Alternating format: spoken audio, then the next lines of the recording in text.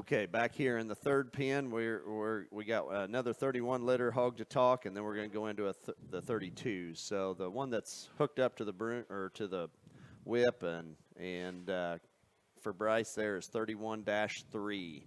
So once again, big bang, set the curve, full sibs to the hog that just got along there at the South Dakota State Fair. Go ahead, Joe. Yeah, I think a lot of similarities there just in terms of parts and pieces. Not to sound like a broken record there on that pair of litter mates that we had, but just squareness of knee and build and feet and legs and skeleton, you can tell. As you know, Brett, it's always a priority here, and you can see that in this particular barra. Maybe not just as far along in terms of just size and where he's at as that pair of them that we had in here, but still I think one, again, just moderation and rib shape and cage is very good.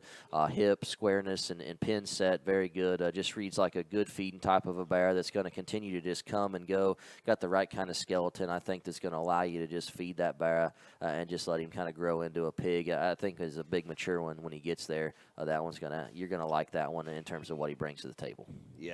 Yeah, and I think in relation that if you can go back to that 31 there just for a second, Bryce, I think a hog that isn't quite as heavy. I think of the three, probably the slickest necked at the base of his neck and just the sharpest featured or sharpest fronted one of the three.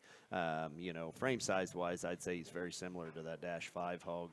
But I think a pig here again that's got a very, very high ceiling. I like that one a great deal. So we'll go into the 32 here, the little darker hog that's Bryce has got hooked up now. So this pedigree is going to be very much the same.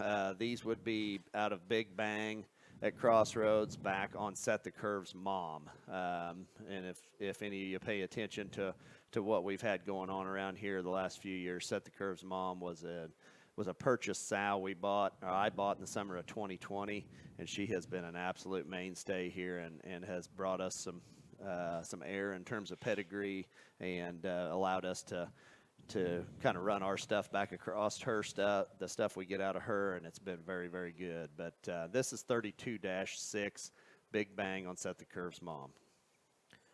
Yeah, 32's, again, getting into a little different litter here, but a mating personally very familiar with, and got to see some of these back in the spring that was a very high fan of, and this bear is no different. Just a stouty, I think, from every angle when you talk about just bone circumference, his rear leg structure, and you just talk about fore-rib shape with the chest, squareness, a hock and hind leg going away from you. Boy, that guy is broad in terms of his skull, and yet still long and neat. I think everything ties together, balances up very, very well. I mean, that guy going away from you, that's a true power hog to me in terms of pin set and width there. Still stays square, I think, going away. I mean, that's one that is chubby and moderate. I think just a big-time stout bear there.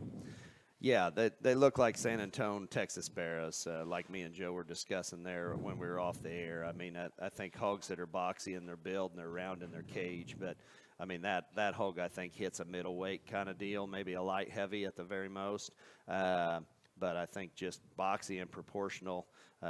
This set as a whole is very good as they come right at you in terms of squareness of knee and bigness of chest and squareness to the surface for your first sort coming out there in the San Antonio pins or any of those Texas majors for that matter. But I think a very good set of barras here. Not to be too high on my own stuff, but I'm excited for people to see these.